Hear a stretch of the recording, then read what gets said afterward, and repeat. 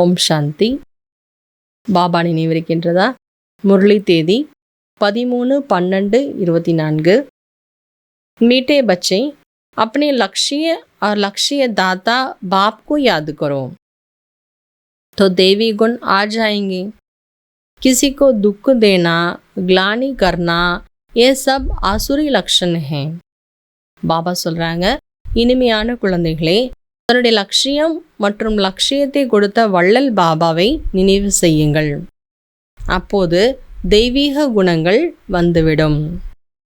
பிறருக்கு துக்கம் கொடுப்பது, பிறரை நிந்திப்பது, இவை அனைத்துமே அசுர லட்சணங்கள்.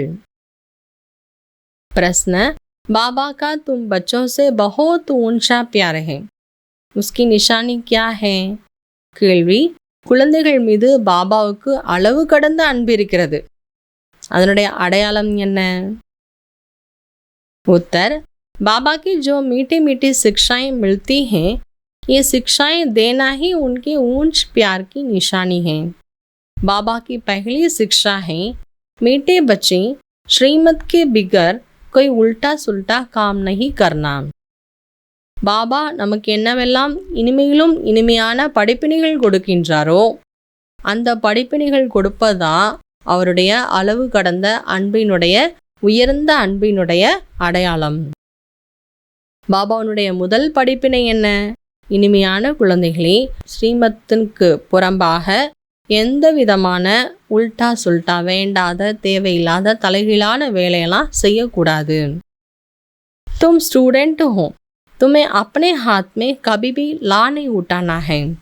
तुम अपने मुख से सदैव रत्न निकालो, पत्थर नहीं। பாபா சொல்ற, நீங்க ஸ்டூடெண்ட், நீங்க தன்னுடைய கையில ஒருபோதும் சட்டத்தை எடுத்துக்கொள்ளவே கூடாது. உங்க வாயிலிருந்து எப்பொழுதுமே ரத்தினங்கள் போன்றுதான் வார்த்தைகள் வரணும், கற்கள் போல வார்த்தைகள் வரக்கூடாது. ஓம் சாந்தி. बाबा बैठ बच्चों को समझाते हैं, इनको तो अच्छी रीति देखते हो, ये है एम ऑब्जेक्ट, अर्थात तुम इस घराने के थे। कितना रात दिन का फर्क है, इसलिए घड़ी घड़ी इनको देखना है। பாபா சொல்றாங்க, ஓம் சாந்தி. பாபா குழந்தைகளுக்கு புரிய வைக்கிறார், லக்ஷ்மி நாராயணுடைய சித்திரத்தை பாருங்க, நல்லா பாருங்க. ஏன்னா இவங்க தான் உங்களுக்கு லட்சியம், இவங்க தான் உங்களுடைய நோக்கம். நீங்கள் இவங்களுடைய வம்சத்தை சேர்ந்தவங்களாகத்தான் இருந்தீங்க. பாருங்க எவ்வளோ வித்தியாசம் உங்களுக்கும் அவங்களுக்கும். அவங்களுடைய குலத்தை சேர்ந்தவங்க தான் நாம், ஆனால் அவங்க எப்படி இருக்காங்க, நம்ம எப்படி இருக்கோம், நல்லா லக்ஷ்மி நாராயணுடைய சித்திரத்தை பார்க்கணும். பாபா சொல்கிறாங்க, அடிக்கடி பாருங்க. हमको ऐसा बनना है, इनों की महिमा तो अच्छी रीति जानते हैं, ये पैकेट में रहने से खुशी रहेगी। பாபா சொல்கிறாங்க, நினச்சி பாருங்க, நானும் இவங்கள போல தான் ஆகணும், இவங்களுக்கு எவ்வளோ புகழ் இருக்குது, இவங்க எப்படி இருக்கிறாங்க அப்படிங்கிறத நல்லா நீங்கள் தெரிஞ்சிட்ருக்கிறீங்க. அவங்க படத்தை पैकेட்டில் வைங்க, எப்போவுமே குஷியாக இருக்க முடியும். अंदर में दुविधा जो रखती है वो नहीं रहनी चाहिए, इसको देह अभिमान कहा जाता है। உள்ளுக்குள்ள என்னெல்லாம் குழப்பங்கள் இருக்கோ அதெல்லாம் இருக்கக்கூடாது, ஏன்னா அதற்கு பேர் தான் தேக அபிமான்னு சொல்லப்படுது. தேகி அபிமானிகள் அப்படின்னாலே இந்த லக்ஷ்மி நாராயண பாருங்க, நாம் அவங்கள போல ஆகிட்டுருக்கோன்னு. பாபா சம்ஜாத்தே, तुमको ऐसा बनना है, மத்தியாஜி பவ, இன்கோ தேக்கோ யாது கரோ. பாபா புரிய வைக்கிறார், நீங்கள் கூட அவங்கள போல ஆகணும். மத்தியாஜி பவ, ஸ்வர்க்கத்தை நினைவு பண்ணுங்க, லக்ஷ்மி நாராயண பாருங்க. दृष्टांत बताते हैं ना, उसने सोचा मैं बैंसा हूँ, अपने को बैंसा ही समझने लगा। तुम जानते हो हमारा एम ऑब्जेक्ट है, ये बनने का, कैसे बनेंगे? बाबा की याद से।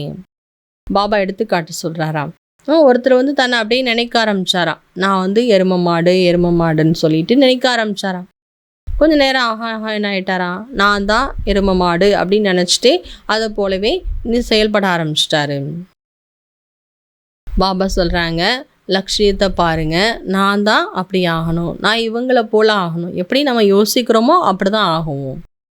அப்போது நாம் எப்படி ஆகணும் அப்படிங்கிறத யோசிக்கணும், சிந்தனை பண்ணணும், அவங்கள பார்க்கணும். ஆனால் எப்படி ஆக முடியும்? வெறுமனே அவங்கள பார்த்து சிந்தித்தா மட்டும் ஆக முடியாது, பாபா நினைவின் மூலமாகத்தான் ஆக முடியும். हर एक अपने से पूछो, बरोबर हम इनको देख बाबा को याद कर रहे हैं. ஒவ்வொருத்தரும் தன்னுடைய உள்ளத்துல கேட்டு பாருங்க, நாம இவங்கள பார்த்து இவங்கள போல ஆகிட்டு இருக்கோமா, பாபா நினைவு பண்ணிட்டு இருக்கிறோமா. बाबा समझाते हैं, बच्चे गंदे काम से हार मत खाओ, निंदा आदि करते तो तुम्हारी बहुत बुरी गति हो गई. பாபா புரிய வைக்கிறார், குழந்தைகளே, வேண்டாத கெட்ட காரியங்கள் ஒருபோதும் செய்யக்கூடாது. கெட்ட காரியங்களை செய்யறதுல தோல்வி அடைஞ்சிடக்கூடாதுங்கிறார் பாபா. அப்படின்னா அதில் போய் மாட்டிக்க கூடாது. நிந்தனை பண்றது இதெல்லாம் கூட ரொம்ப கெட்ட நிலைக்கு நம்மளை கொண்டு போய் சேர்த்துரும். அதனால யாரையுமே நிந்தனை பண்ணக்கூடாது, துக்கப்படுத்தக்கூடாது. பாபா சொல்றாங்க, உங்களுக்கு சத்கதி அடையிறதுக்கான நேரத்துல இருக்கிறீங்க, அதனால கெட்ட செயல் எதுவுமே செய்யக்கூடாது. समझाया जाता है, आज से अपना कान पकड़ना चाहिए, कभी ऐसे कर्म नहीं करेंगे, कुछ भी अगर देखते तो बाबा को रिपोर्ट करनी चाहिए. பாபா சொல்றாங்க, நான் தூய்மையாக ஆக்குறதுக்காக வந்திருக்கேன். அதனால இன்னைக்கு பாபா புரிய வைக்கிறாரா, இன்னையிலேருந்து தன்னுடைய காதை தானே பிடிச்சுக்குங்க, நான் ஒருபோதும் அப்பேற்பட்ட செயல் செய்ய மாட்டேன். ஒருவேளை நம்ம மற்றவங்க செய்து பார்க்குறோம் கெட்ட செயல்கள், ஸ்ரீமத்துக்கு புறமான செயல், உல்டா சுல்டா ஏதாவது செய்கிறாங்களா, அதை பாபா கிட்ட வந்து ரிப்போர்ட் பண்ணுங்க. तुम्हारी क्या हो जाता है, एक दो की ग्लानि क्यों करते हो, बाबा सुनता है तो सब कुछ है ना, बाबा ने कानों और आंखों का लोन लिया है ना. பாபா வந்து சொல்கிறாரு, பாபாட்ட நம்ம ரிப்போர்ட் பண்ணலாம். ஆனால் சில குழந்தைங்களுக்கு என்ன ஆயிடுது, மற்றவங்கள போய் ஏன் திட்டுறீங்க, நிந்தனை பண்ணுறீங்க, துக்கத்தை வந்து ஏன் கொடுக்குறீங்க.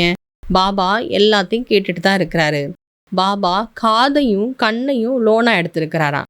அதனால குழந்தைகளை பார்த்துடுறாரு, குழந்தைகள் என்ன பேசுகிறாங்க, யாரை என்ன சொல்கிறாங்க, அதை பாபா என்ன பண்ணிடுறாரு, கேட்டுடுறாரு.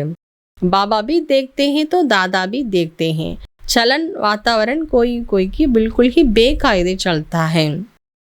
சிவபாபா பார்க்குறாருன்னா அப்போ என்ன அர்த்தம், பிரம்மா பாபாவும் பார்க்குறாருன்னா அர்த்தம். நடத்தைகள், அந்த குழந்தையினுடைய பழக்க வழக்கங்கள், சூழ்நிலைகளை பார்க்கும்போது சில குழந்தைங்க முற்றிலும் பாபா சொல்றதுக்கு புறம்பான காரியங்களே செய்துட்டு இருக்கிறாங்க. மாயா புத்தி ஏக்தம் फेर देती है, बेहद के बाबा की आज्ञा नहीं मानते, दंड पड़ जाता है, जरा भी सदगति नहीं होती है. பாபா சொல்றா, மாயா ஒரேடியா புத்தியை திருப்பி விட்டுடுதான், எல்லைக்கு அப்பாற்பட்ட பாபாவுடைய கட்டளைகளை ஏத்துக்கிறது கிடையாது. அப்போ தண்டனைக்குரிய ஆத்மா ஆயிடுவாங்க. சத்கதி அடைகிறதுக்காக பாபா கிட்ட வந்திருக்கோம், ஆனால் துளி கூட சத்கதியை தானே ஏற்படுத்திக்க முடிகிறது கிடையாது. பாபா சொல்றார், தன்னை சீர்திருத்தம் செய்து கொள்ள வேண்டும், தன்னை திருத்திக்கணும். லக்ஷ்மி நாராயண் तो जरूर पहले प्रिंस होंगे, बेकर टू प्रिंस है ना, बेकर टू किंग नहीं कहा जाता है, प्रिंस के बाद किंग बनते हैं. பாபான்னு சொல்ல, லக்ஷ்மி நாராயண் பாருங்க, ஃபர்ஸ்ட் பிரின்ஸ் ஆகுவாங்க, இளவரசன் ராஜ்குமார் ஆகுவாங்க, இல்லை பெக்கர் டு பிரின்ஸ்ன்னு சொல்லுவாங்க, பெக்கர் டு கிங் அப்படின்னு சொல்ல மாட்டாங்க. அதாவது பெக்கர்லேருந்து பிரின்ஸ் ஆகி பிரின்ஸ்லேருந்து தான் என்ன ஆக முடியும், ராஜாவாக ஆக முடியும். बहुत ही सहज है परंतु माया कोई को पकड़ लेती है. பாபா சொல்ல, இது ரொம்ப ஈஸி தான், பெக்கர்லேருந்து பிரின்ஸ் ஆகிறது, கிங் ஆகிறதுலாம் ஈஸி தான். ஆனால் மாயா என்ன பண்ணுதான், சில குழந்தைங்கள பிடிச்சிக்குது. किसकी निंदा करना, ग्लानि करना, ये तो बहुतों का आदत है, और तो कोई काम है ही नहीं है, बाबा को कभी याद नहीं करते हैं. மாயா அப்படி பிடிச்சிதான் யாரையாவது நிந்தனை பண்ணுறது, யாரையாவது திட்டுறது, யாருக்காவது துக்கம் கொடுக்கறது, இப்படி நிறைய குழந்தைங்களுக்கு பழக்கமாக இருக்குது. பாபா சொல்கிறார், வேறு வேலையே இல்லையா, பாபா நினைவு பண்ணலாம், பாபாவும் நினைக்கிறதே கிடையாது, ஒருத்தருக்கு ஒருத்தர் நிந்தனை பண்ணக்கூடிய வேலையை செய்துட்ருக்குறாங்க. அது மாயாவுனுடைய பாடம், மாயா சொல்லி கொடுக்குற பாடத்தின்படி நடக்கிறாங்க.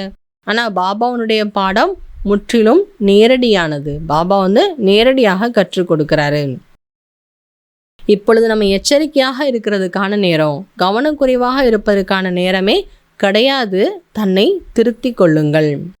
அந்த கடி ஆனமே கோய் தேரி நெய் ஹே. பாபா சொன்னா, கடைசி நேரம் வர்றதுக்கு லேட் பண்ணவே பண்ணாது, கடைசி நேரம் திடீர்னு வந்துடும். அச்சா, நல்லது. தாரணைக்காக, कोई भी बेकायदे श्रीमत के विरुद्ध चलन नहीं चलनी है, स्वयं को स्वयं ही सुधारना है, चीची गंदे मनुष्य से अपनी संभाल करनी है. எந்த ஒரு விதிக்கு புறம்பான ஸ்ரீமத்துக்கு விரோதமான நடத்தைகள் நடக்கவே கூடாது. தன்னை தானே மாற்றிக்கொள்ள வேண்டும். சீச்சியான அழுக்கான மனிதர்கள் கிட்ட இருந்து தன்னை பாதுகாத்து கொள்ள வேண்டும். सेकेंड पॉइंट, बंधन मुक्त है तो पूरा पूरा बलिहार जाना, अपना ममत्व निकाल देना, कभी भी किसी की निंदा व परचिंतन नहीं करना.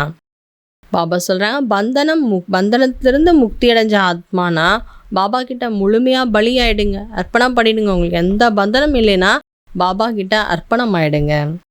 தன்னுடைய பற்றை நீக்க வேண்டும். ஒருபோதும் பிறரை நிந்தனை பண்ணுறது இல்லை பரட்சந்தனில் போகிறதெல்லாம் இருக்கவே கூடாது. கெட்ட எண்ணங்கள் சிந்தனைகளிலிருந்து தன்னை விடுபட வைத்து கொள்ள வேண்டும். वरदानम, समर्थ स्थिति का स्विच ऑन कर व्यर्थ के अंधकार को समाप्त करने वाले अव्यक्त फरिश्ता भव. சக்திசாலியான ஸ்துதி என்ற ஸ்விட்சை ஆன் செய்து வீணான இருளை சமாப்தி செய்யக்கூடிய அவ்வக்த फरिश्ताவாக ஆகுங்கள். जैसा स्थूल लाइट का स्विच ऑन करने से अंधकार समाप्त हो जाता है, ऐसे समर्थ स्थिति है स्विच. பாபா சொல்கிறாங்க, எப்படி ஸ்தூலமாக லைட் ஆன் பண்ணணும்னா ஸ்விட்ச் ஆன் பண்ணணும், அப்போ உடனே இருள் போயிடும், ஒளி வந்துடும். அதே போல் சக்திசாலியான ஸ்திதி தான் ஸ்விட்சு. அந்த ஸ்விட்சை ஆன் பண்ணுங்க, அப்போ வேஸ்ட்டுங்கிற இருள் அழிந்து விடும். ஒவ்வொரு வேஸ்ட் எண்ணங்களையும் சமாப்தி பண்ணுறதுனுடைய உழைப்புலேருந்து விடுபட்டுரும். ஒவ்வொரு தாட்டாக அழிக்க வேணாம், ஒவ்வொரு இடத்துல இருக்கக்கூடிய இருளாக போக்க வேண்டாம். ஒரு லைட்டை போட்டாலே எல்லா இடத்துல இருக்கக்கூடிய இருளும் போயிடும். அதே போல் பாபா என்ன சொல்கிறாங்க, நம்முடைய சக்திசாலியான நினைவு தான் ஸ்விட்சு. இப்போ எப்போ சக்திசாலியான நினைவு இருக்குது, அப்போ நம்ம மகாதானி வரதானியாக ஆகிடுவோம். ஏன்னா வள்ளல் என்றாலே சக்தி நிறைந்தவர்கள். சக்தியை கொடுக்க முடியும் யாரால? யார் சக்திசாலியாக இருக்காங்க அவங்களால தான் சக்தியை கொடுக்க முடியும். அதாவது வேஸ்ட்டை அழித்தவர்களால தான் சக்தியை கொடுக்க முடியும். இதான் அவ்வக்த ஃபரிஸ்தாக்களுடைய சிரேஷ்டமான செயல்.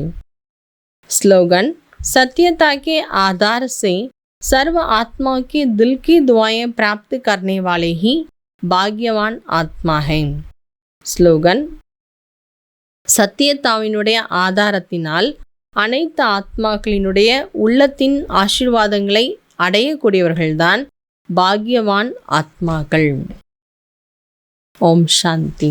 இன்றைய நாளிற்கான திருப்தி மணியாக இருப்பதற்கு பாபா சொல்கிறாங்க, जो संतुष्ट मनिया है वो मन से दिल से सर्व से बाबा से ड्रामा से सदा संतुष्ट होंगे. யார் திருப்தி மணிகள் அவங்க மனதாலும் உள்ளத்தாலும் அனைவரிடமும் பாபாவிடமும் நாடகத்திலும் எப்பொழுதுமே திருப்தியாக இருப்பாங்க. நாடகத்தில் என்ன நடந்தாலும் திருப்தியாக இருப்பாங்க. அவங்களுடைய மனம் மற்றும் உடல் எப்பொழுதுமே மகிழ்ச்சியினுடைய அலைகள் என்பது தெரிஞ்சிட்டே இருக்கும். எப்படிப்பட்ட குழப்பங்கள் வந்தாலும் சரி, யார் உங்கள் முன்னாடி எந்த ஆத்மா கணக்கு வழக்கு முடிக்க வந்தாலும் சரி, இல்லை சரீரத்தினுடைய கணக்கு வழக்குகளை முடிக்க வேண்டியிருந்தாலும் சரி, ஆனால் எல்லைக்குட்பட்ட விருப்பங்கள்லேருந்து முக்தி அடைந்த ஆத்மா எந்த சூழ்நிலையிலையும் திருப்தியாக இருப்பாங்க. திருப்தி இருக்கிற காரணத்தினால எப்பொழுதும் மகிழ்ச்சியினுடைய ஜொலிப்பு வெளியில் தெரியும். அப்படியே நட்சத்திரம் போல ஜொலிப்பாங்க. அச்சா. ஓம் சாந்தி.